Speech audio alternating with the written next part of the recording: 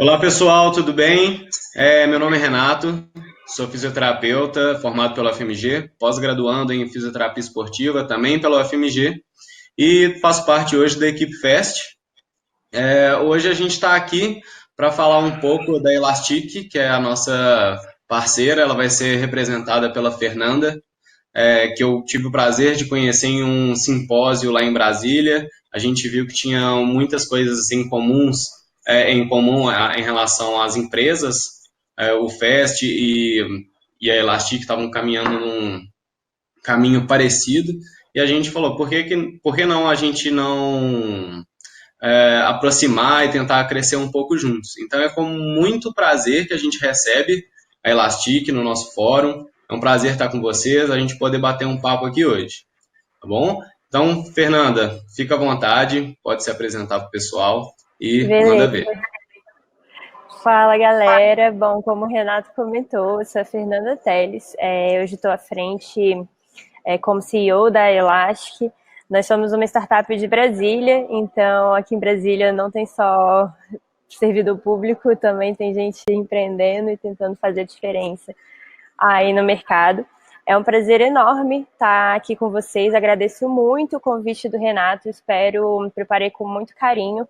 É um conteúdo bem bacana, eu acho que vai ser bem importante para a gente refletir mesmo sobre como que está o nosso mercado de trabalho, como que a tecnologia influencia diretamente e como que tanto a Elastic quanto o FAST podem auxiliar, né, o profissional de saúde nesse momento. Eu peço desculpas que eu tô um pouco gripada, então não sei se minha voz tá meio fanha ou se eu der uns espirros aí, peço que relevem, mas me apresentando, apesar de eu não ser da área de fisioterapia, tenho estado bem inserida nela. Eu sou formada em educação física aqui pela Universidade de Brasília. Também tenho mestrado na Universidade de Brasília, mas com foco um pouquinho diferente em processamento de sinais, que é uma das áreas da engenharia.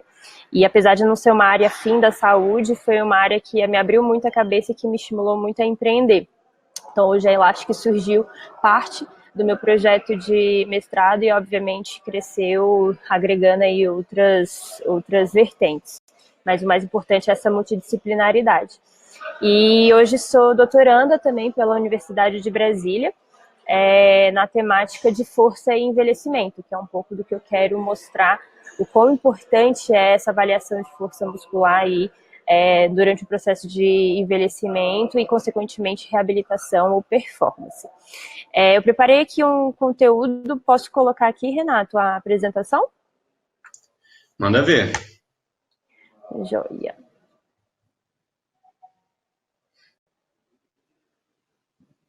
Então, compartilhando aí um pouco, quero focar bastante nessa importância, né, da avaliação em si e de processos de avaliação em geral, que é um pouco do que a FAST também traz. E antes de a gente começar a falar numa avaliação específica, eu trouxe alguns dados, né, de um site chamado Statista, que faz algumas pesquisas de mercado, muito focado em tecnologia, e ele trouxe em dois quadros as tecnologias que mais receberam financiamento dentro do mercado de saúde entre os anos de 2010 e 2017. Então, no primeiro quadro, se a gente for olhar os tópicos 1 e 2, mHealth, que seriam os mobile health, né, os aplicativos mobile de saúde em geral, eles receberam cerca de 3,5 bilhões de dólares nesses 7 anos, né, de mercado. E o segundo, análise de dados, né? Então, provavelmente, esses aplicativos, eles coletam informações, mas o mais importante é que também essas informações, elas precisam trazer algo relevante que seja capaz de mudar um hábito de uma pessoa, ou as horas de sono, ou as calorias, ou o número de passos, né? Então, dando esses exemplos mais simples. E considerando apenas o ano de 2017, apenas inverteu, né? Então você tem hoje dados como algo muito relevante, algo em que tem muita informação, né, relevante, e só em segundo lugar os aplicativos. E que eu quero dizer com isso? Né? A gente tem que lembrar que o mundo precisa de informação. Então, não adianta nada eu conseguir ter uma informação ali, ou medir, fazer uma avaliação no meu paciente ou no meu atleta, e não conseguir gerar uma informação relevante para ou mudar uma conduta, ou saber que eu tenho que continuar, enfim, ficar naquela subjetividade. Então, aquela informação ela precisa ser relevante para a minha prática clínica. E por que eu trouxe isso? Porque, na minha opinião, hoje, o profissional da saúde, ele sabe muito bem medir e testar, mas a gente não sabe avaliar tão bem. Então, o que eu quero dizer com isso? Que eu consigo medir, às vezes, a minha circunferência de cintura muito bem, porque eu tenho uma prática, eu já faço aquilo há muito tempo, é uma medida que eu estou familiarizada, ou eu preciso ver, sei lá, espessura muscular com ultrassom, então eu consigo posicionar bem o meu maquinário para conseguir ver uma imagem daquele músculo, mas eu não sou bom em avaliar, então eu consigo medir muito bem, mas eu não sei como que aquela informação pode me ajudar. E testar a mesma coisa, então eu meço minha informação, eu testo se ela tá boa ou não, se ela se repete ao longo do tempo, se eu vou, a mesma coisa de fazer exames periódicos, mas eu também não sei se aquela informação vai ser tão relevante. Então, só para trazer um exemplo básico de como que a gente consegue medir e testar, mas a gente não é bom em avaliar, se eu chego numa farmácia hoje, subo numa balança e ela me fala que eu peso 60 quilos. Aí na farmácia do lado, eu subo em outra balança e eu tô com 65. E numa terceira farmácia, eu vou lá e tô com 70. Reparem que da primeira até a última foram quase 10 quilos de diferença. E muitas vezes esses 10 quilos podem estar associados a uma mudança de faixa de IMC, ou ou um indicativo de obesidade, ou na minha autoestima como um todo.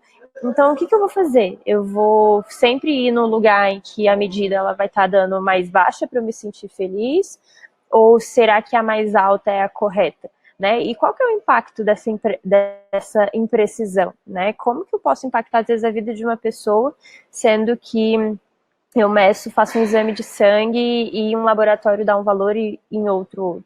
Já pensou se eu faço um exame de gravidez e um laboratório dá positivo e outro negativo? Por que esses testes eles variam tanto? Por que essas medidas também podem variar tanto? Então, como que eu avalio? Ou seja, como que eu interpreto essa informação?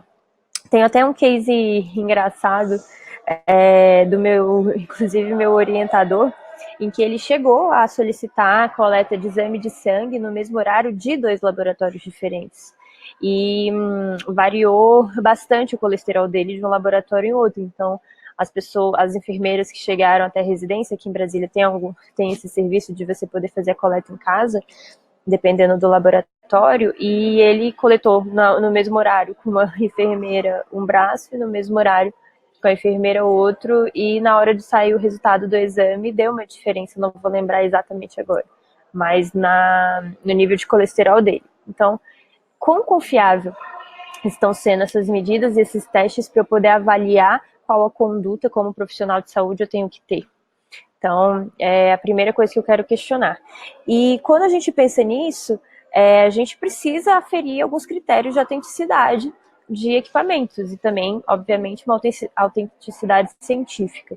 Então, eu trouxe 2 conceitos aqui, que é precisão e acurácia, né? A diferença entre eles. Então, o que são medidas bem precisas, né? Então, se eu tenho um alvo cujo objetivo é acertar no centro, eu posso tentar jogar os dardos e ter uma precisão de estar com eles próximos uns aos outros, mas com uma baixíssima acurácia, porque eles estão muito longe do alvo.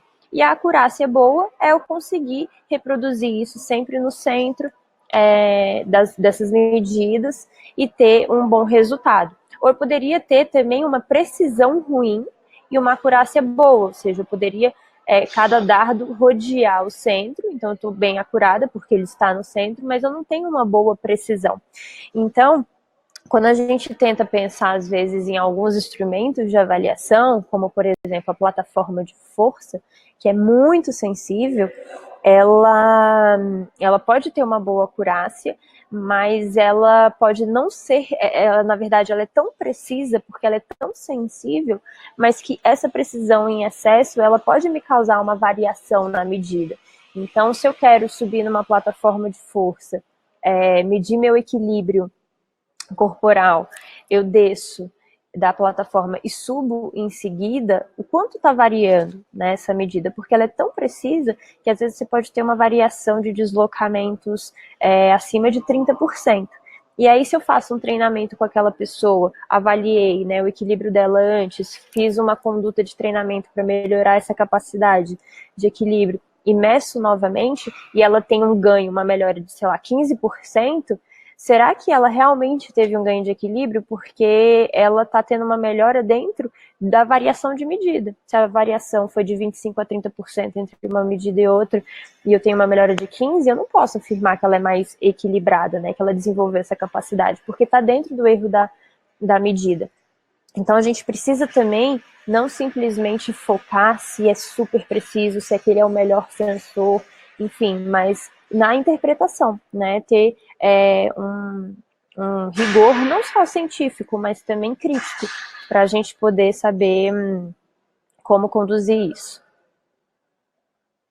E aí, quando a gente vai pensar na parte prática, qual que é a diferença dos tipos ou diferentes avaliações que eu vou aplicar naquele meu paciente, seja um teste funcional, seja um teste para ver capacidade respiratória, seja um teste para ver nível de força, qual que é o erro, né? Qual que é essa variação? Quanto que é o erro técnico dessa medida quando eu tenho avaliadores diferentes?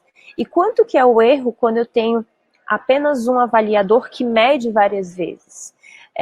Ao mesmo tempo, os dias, né? Eu não posso, às vezes, fazer uma avaliação hoje, medir que eu tenho, sei lá, 10 quilos de força, e amanhã, no mesmo horário, com a mesma pessoa, eu meço e eu faço 15 quilos. Ninguém fica mais forte 5 quilos de um dia para o outro, né? Então, são importantes a gente conhecer esses erros técnicos de todas as medidas que a gente realiza, saber como que elas podem influenciar nos horários do dia ou entre os dias, para saber se realmente foi uma efetividade em treinamento, entender a variação dessas medidas e ver qual informação que é realmente importante para a minha prática. E aí a gente traz alguns desses critérios de autenticidade. Então, qualquer equipamento que se propõe a medir algo, ele precisa ser reprodutível, ele precisa ser objetivo e ele precisa ter uma validade. Então, quando a gente fala em reprodutibilidade, é que eu quero ver os resultados em que eu tenho entre um teste e um reteste. Eles precisam ser consistentes. Então, se eu tenho uma avaliação de força, eu faço um treinamento e meço de novo, esse ganho que eu tenho que ter, ele precisa ser consistente, eu preciso estar realmente medindo aquilo que eu estou querendo verificar, a variação, né, esse ganho que eu tenho. Eu preciso também ter objetividade, que é a consistência dos resultados quando ele é aplicado por diferentes avaliadores. Então, qualquer instrumento, ele necessita de uma capacitação prévia para que você tenha uma familiarização com aquele instrumento, para que você possa conduzir um determinado exame, para que você tenha essa objetividade. E, obviamente, a validade, que é quando a medida ela reflete naquilo que ela se pretendeu a medir. Então, se eu quero saber o meu peso, eu preciso ter uma validade de que, poxa, se eu for comparar com outros instrumentos, aquilo tem que estar parecido também. Então, estou realmente medindo aquilo que ele se propõe a medir. E aí, um fato curioso, que é exatamente para a gente desenvolver um pouco esse senso crítico, é sobre esses tipos de teste, né? Será que eles estão sendo reprodutíveis? Será que eles estão sendo válidos quando comparado a outros instrumentos que também pretendem medir a mesma coisa? Então, eu trouxe aqui um slide inspirado um pouco numa apresentação do meu orientador, professor Dr. Lauro Viana, em que em 1968 houve a criação, né, de um teste para tentar estimar a capacidade aeróbica, que é um teste muito conhecido, chamado Cooper, de 12 minutos, onde a pessoa precisa correr 12 minutos, a distância que ela conseguir percorrer, a maior distância que ela conseguir percorrer dentro desse tempo, e ele criou uma equação para estimar o VO2 máximo daquela pessoa. Só que ele pegou dentre esses 115 homens, né, que é o N, essa população, ele pegou pessoas que tinham de 17 a 52 anos, então uma grande variação de idade. Só que dependendo da forma como você interpreta isso, correlaciona estatisticamente, pode ser que isso mascare alguns resultados. Então, essa é uma fórmula que é usada, inclusive, hoje como processo, entre processos de seleção pública, de cargos de segurança pública como bombeiros, polícia, tem essa parte de teste físico e o teste utilizado é o de Cooper. Porque como ele pegava uma grande variação dessa população, dessa amostra, os resultados ficavam bons. Mas quando em 1973 esse autor, né, o Jessup, ele foi fazer por faixas etárias, ele viu que a reprodutibilidade daquilo, ou seja, que a correlação entre a capacidade aeróbica e essa estimativa de distância e tempo de deslocamento, né, velocidade, tudo que a pessoa consegue correr, era baixíssima. Então aqui um R de Pearson de, no caso, 0,34, ou seja, uma correlação muito baixa, ou seja, esse teste não se correlaciona com a capacidade aeróbica real da pessoa quando você pega por faixa etária. Então, deixa eu pegar entre 18 a 30 anos, deixa eu pegar entre 30 a 40, em 40 a 52. Então, o que aconteceu? Esse teste acaba mascarando porque ele pega uma variação muito grande de idade.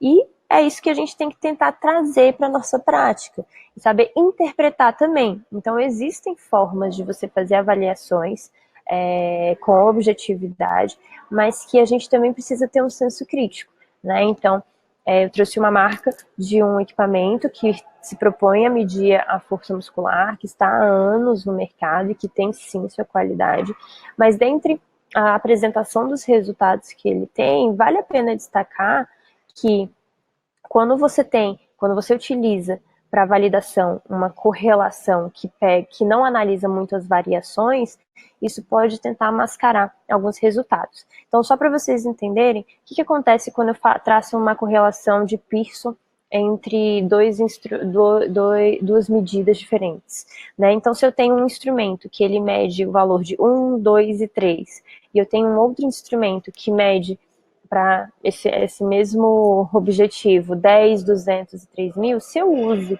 a correlação de Pearson, eu tenho um R de 1, que significa que essa correlação é perfeita, ou seja, elas são muito parecidas, essas medidas, porque ela não está analisando o que tem entre essas duas medidas, então ela não está analisando tão bem essa variação. Então, não posso falar que quando eu faço uma avaliação de força isométrica com dinamômetro, e eu tenho um valor de aproximadamente aqui 110 newtons, eu não posso comparar com o padrão ouro aqui, que está me trazendo 150 newtons. Então, aí eu estou com uma variação enorme de 40 newtons. Então, imagina só, uma coisa é eu medir próximo aqui o que eu quero trazer, né? Então, elas se correlacionam quando as medidas de força são baixas. Mas quando eu quero realmente avaliar medidas de força alta, esse comportamento, ele não se reproduz.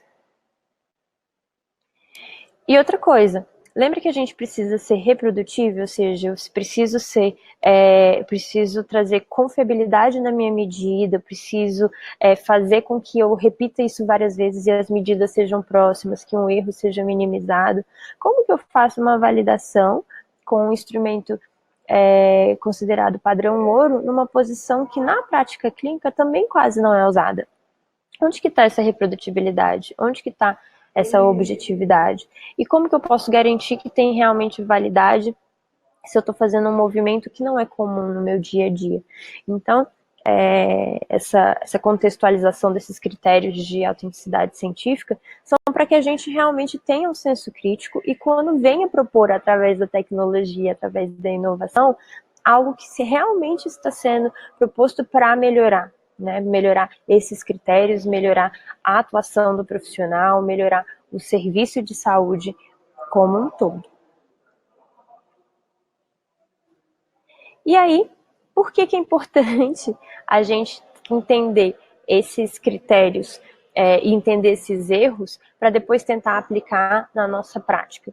Então, eu trouxe aqui dois fatos, duas evidências, na verdade, científica, de algo que possa ser relevante na vida de um paciente, muito mais na vida de um profissional da saúde. Então, Ren e colaboradores, nesse primeiro estudo, mostram que pessoas que já tiveram... Só um instante, gente.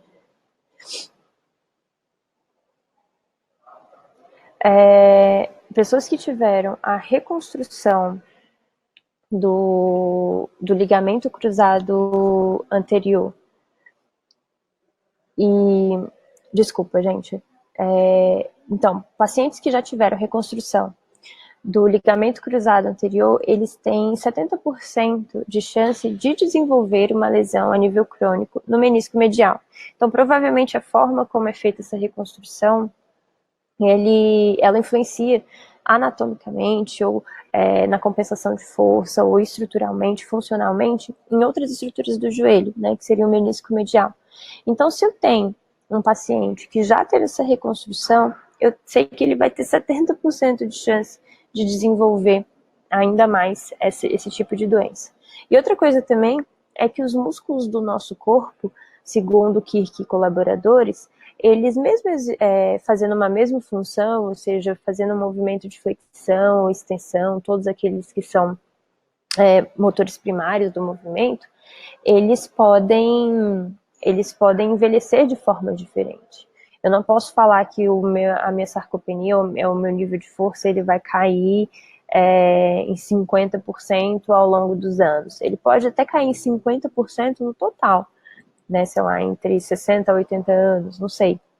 Mas como que é feito isso em relação às áreas? Será que desses 50% que eu vou perder de força, 30% é em membro inferior e 20% superior? E por que é importante eu saber isso? Para eu poder prever risco de queda, para eu poder tratar ou desenvolver essa valência de força melhor em cada tipo de população, em sexos, né? Será que o homem envelhece a musculatura do mesmo jeito que a mulher? Né? A gente também tem outros fatores, questões hormonais e tudo mais. Então, são dois fatos que a força, ela pode ser capaz de auxiliar o profissional da saúde, mas que a gente hoje não tem esse tipo de informação que vai ser relevante para a gente avaliar. Eu tenho informação de medir, eu tenho informação de testar, mas como que eu vou avaliar um valor de força e associar com alguns fatos que são relevantes para a prática? Então, só falando um pouquinho desse artigo, um artigo mais recente de 2018, ele analisou esse processo de envelhecimento na musculatura posterior de coxa, e os autores concluíram que mesmo para uma musculatura de mesma função, ou seja, isquiotibiais, né, semitendíneo, semimembranáceo e bíceps femoral, eles já apresentavam propriedades contráteis diferentes quando comparados aos jovens, para uma mesma musculatura, né? Então, o semitendíneo, ele envelhecia mais rápido, ou seja, ele perdia essas propriedades muito mais rápido do que o bíceps femoral para determinadas intensidades. Então, até com a intensidade, esse processo era diferente. E aí, baseado nisso, eu trouxe aqui um exemplo prático para vocês entenderem um pouquinho desse processo que a gente tenta hoje com a Elastic trazer, que é uma informação relevante para a avaliação desses pacientes, ou de atletas, ou de pessoas mesmo.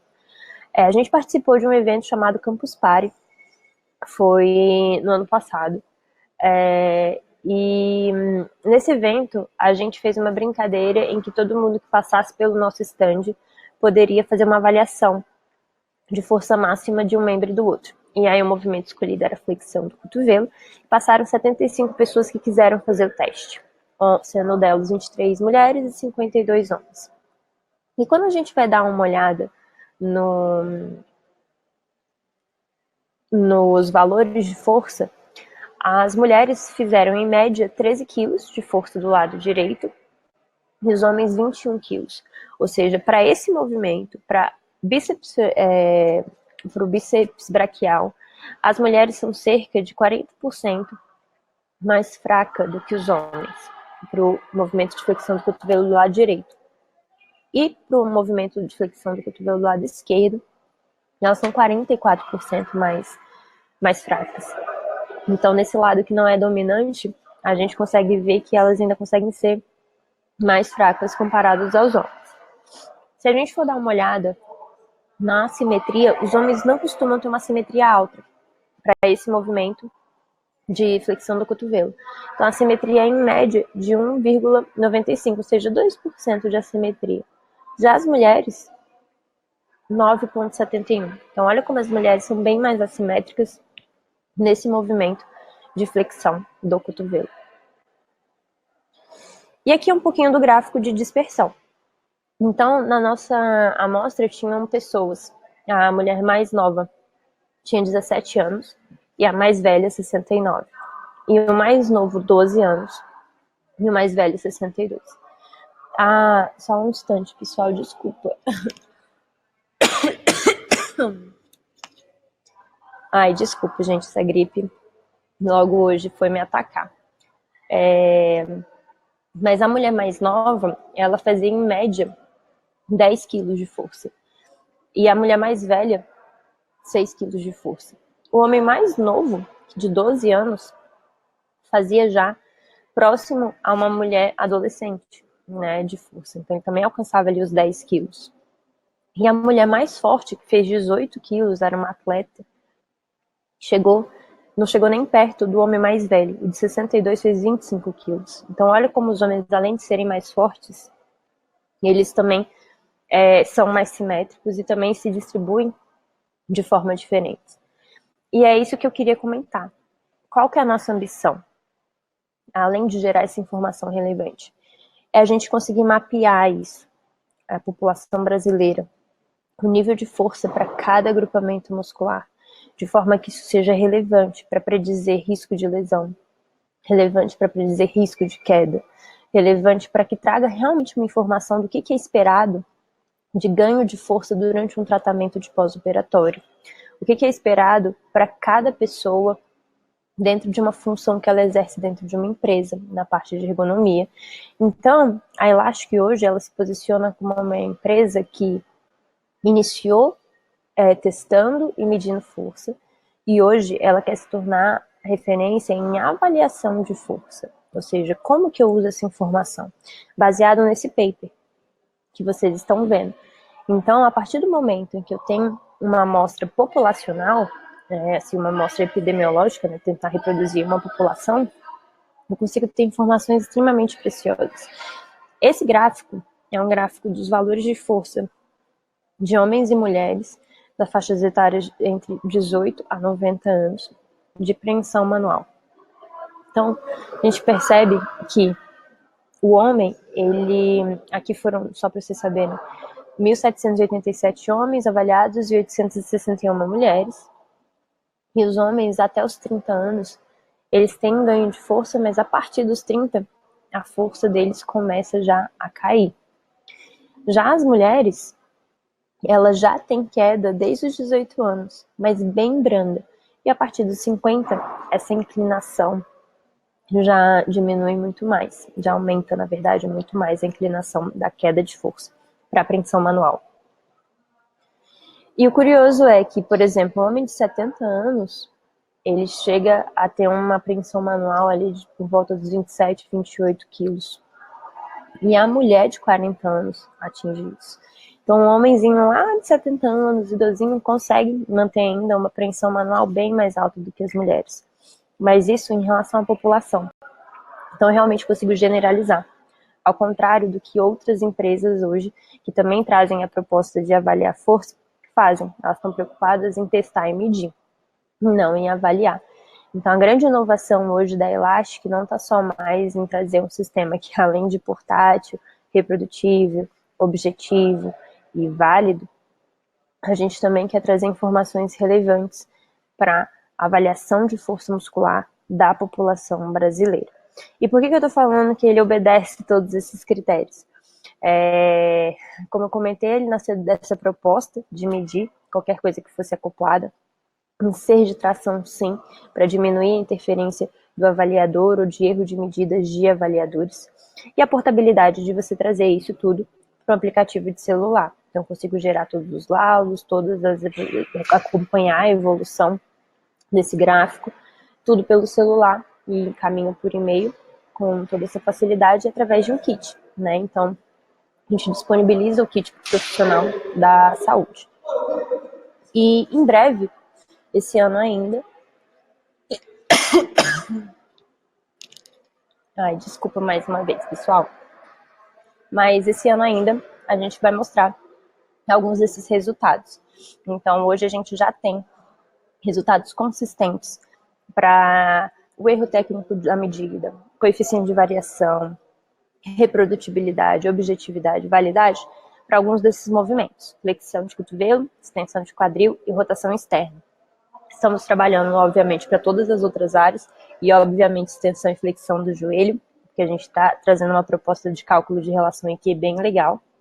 E também associando isso a diferentes faixas etárias. Então, hoje a gente já tem alguns resultados prévios de testes funcionais em idosos, né, de caminhada, como o Time Up and Go e o teste de caminhada, com valores de força muscular de membro inferior, né? Então, a gente está conseguindo reforçar a hipótese de que idosos mais fortes em membro inferior são mais rápidos na marcha. Mas tudo isso também com o nosso dinamômetro. Então, era mais ou menos isso que eu queria trazer para vocês, trazer aí um senso crítico e agradecer a todos que confiam no nosso trabalho. Então, hoje a gente já está em todos os estados brasileiros, temos 3 anos de empresa, e já tentando expandir um pouco parte das nossas operações para outros países. Então, a gente já tem alguns clientes na Argentina, Portugal, Irlanda, enfim, tentando aí abrir um pouco os nossos horizontes na utilização e portabilidade e facilidade que a gente tem trago. E, obviamente, para os parceiros que utilizam o FAST, a gente está disponibilizando um cupom de adesão grátis a qualquer um dos nossos planos de assinatura. Então, assim como o FAST, a gente tem essa possibilidade que traz um retorno sobre o investimento muito fácil, muito rápido, sobre o serviço que você está prestando. E todos os que estiverem inscritos no fórum terão essa adesão.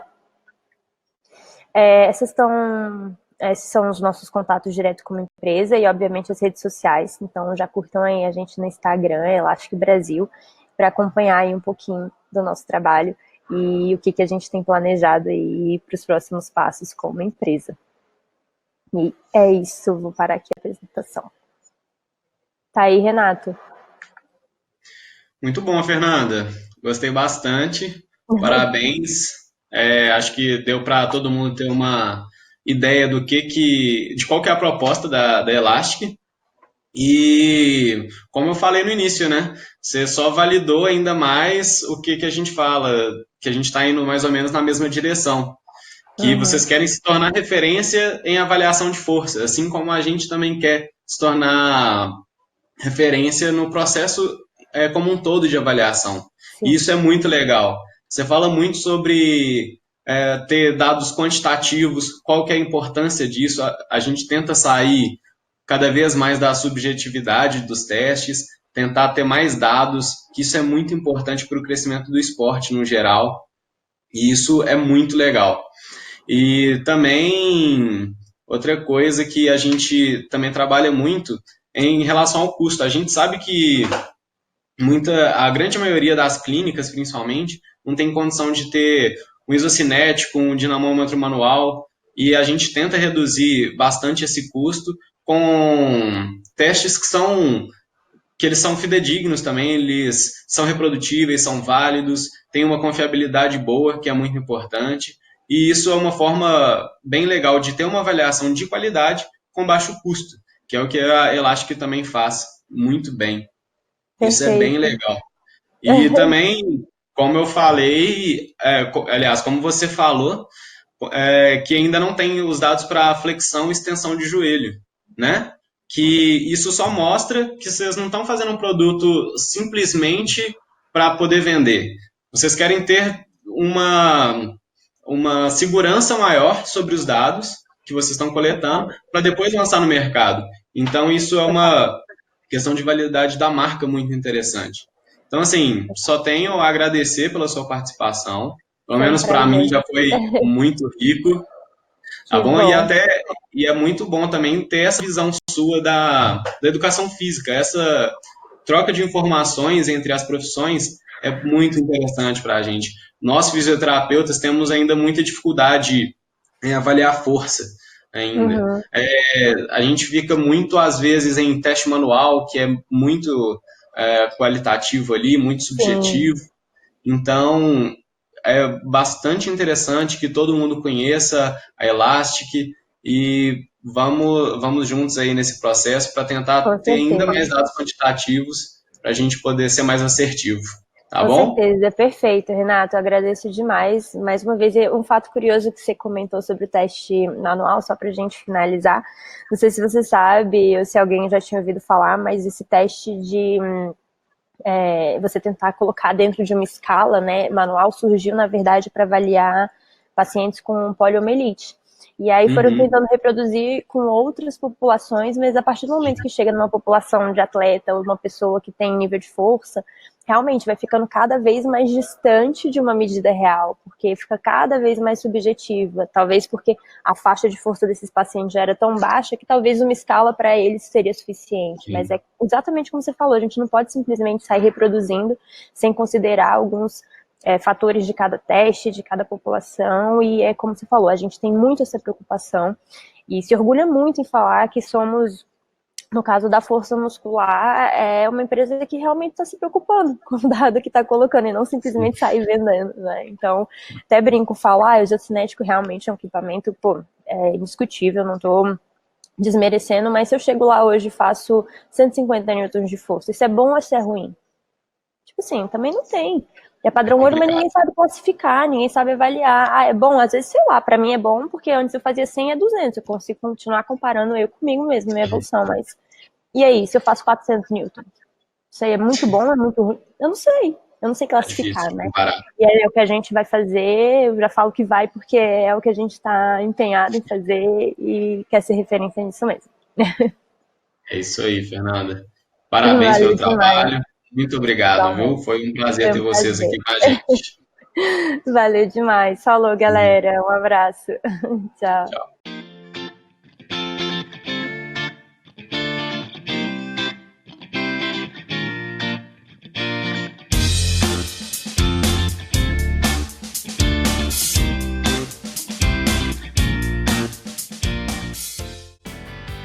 FAST, a melhor maneira de avaliar e prevenir lesões no esporte.